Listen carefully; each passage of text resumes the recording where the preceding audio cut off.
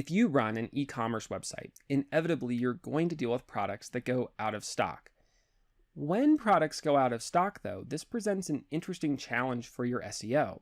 Do you take products that are out of stock out of search results and lose traffic and lose rankings associated with that product? Or do you leave those out of stock products in search results and continue to have people come to the page even though people might be disappointed when they arrive on that page since the product can't be purchased right then? Let's talk about how you handle out of stock products for SEO. So there are two ways that products can go out of stock. They can either go out of stock temporarily or they can go out of stock permanently. Let's talk through both of these situations because there are slight differences in the things you need to consider. Starting with what you should do with temporarily out of stock products. One option for temporarily out of stock products is you can permanently remove the page from your website that discussed that product. That means that if somebody attempts to reach the page that discussed that product that's now out of stock, they'll instead see some kind of error message that indicates that this product is no longer available or that this page has been removed from the website. To do this, you want to discourage anybody, bots or humans, from discovering those out of stock products. You'd remove all the links to this product. You'd remove that page from the XML sitemap, and you'd make sure that that page itself returns either a 404 or 410 status to indicate that that page is not found in the case of a 404, or that the page is gone in the case of a 410. Now, if you do this for products that are only temporarily out of stock, Google is going to look at these changes that you've made, and they're likely going to pull that temporarily out of stock product out of search results. They'll see the 404 or 410 error message and understand that you've removed this from your website. That means that whenever that temporarily out of stock product comes back into stock, you're going to have to rebuild those rankings. You're going to have to try and get that page up again in search results so that way you can start getting traffic back to it. And you may not want to do that for something that's only briefly out of stock. So the alternative and the better way to approach this for SEO for temporarily removed products is to leave that page active on your website.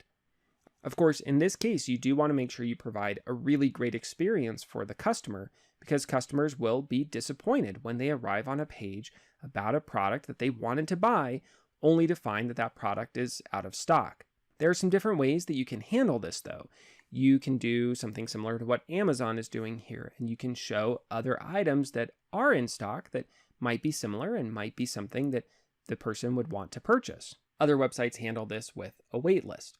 Whatever you do, you want to make sure that everything you're doing on that page really continues to show purpose to that page, continues to show that this page does really have a reason to continue existing on your website, even though the product this page is discussing can't be purchased at this particular moment.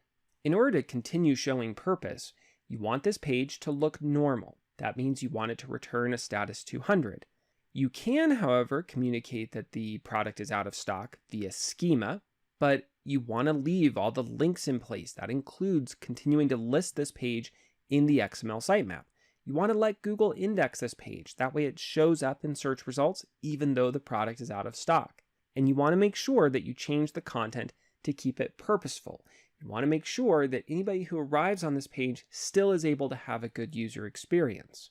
All right, let's talk about the other situation that can come up here. What do you do with products that are permanently out of stock? Here again, with pages that are permanently out of stock, you can either leave that page active on your website, or you can take that page down entirely from your website. But with permanently removed products, it might make more sense to remove that page from your website altogether. In this case, you don't want anybody to find that product because you're never going to carry this product again. To do that, you want to redirect this product page to somewhere else. You don't want to redirect it to the home page. That's not a very good user experience. But if there's another product that's similar or a new version of that product that you can redirect to, that can present a really good user experience.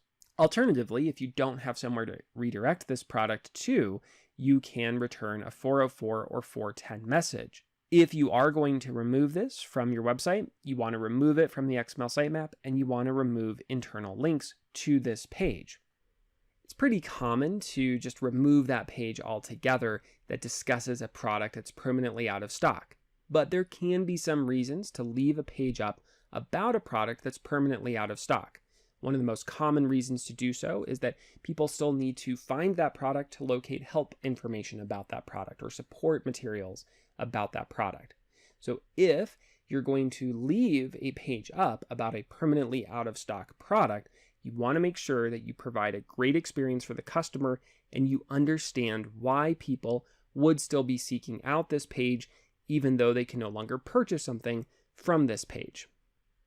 And if you're going to do this and have an out-of-stock product that's still active, you want to adjust the page content accordingly. You want to make it clear that this page has been permanently removed, that there will be no hope of purchasing this product in the future like there would be with a temporarily out-of-stock product. You do want to continue linking to this page, that way it can be discovered, people can find it, robots from search engines can still find this page, but you don't need quite as many links. You can maybe link to this from a unique category on your website. For example, a lot of sites link to out-of-stock products within a discontinued category. You also want to communicate that this product is out of stock via schema. So there's really two big questions that you need to figure out as you're approaching out-of-stock products on your website. The first question is if that product is removed temporarily or if that product is removed permanently. If a product has been removed temporarily, you want to likely leave that page up on your website. By leaving that page up on your website, you can make sure that that page continues to rank in search results. You're continuing to get traffic coming to that page. So once the product is back in stock, you'll be able to get people to that page and get people purchasing that product. On the other hand, if a product is out of stock permanently, then you want to probably take that page down from your website unless you have a really good reason to leave that page up. But if you leave a page up on your website about a product that's out of stock, whether out of stock permanently or temporarily, you want to make sure that you provide a really good user experience that shows purpose for that page, even though the product has been removed. If you have any other questions about out-of-stock products or other aspects of technical SEO for e-commerce websites, please let me know. You can email me at matthew@elementive.com. If you liked this video and like to see more like it, please subscribe. Thank you for watching.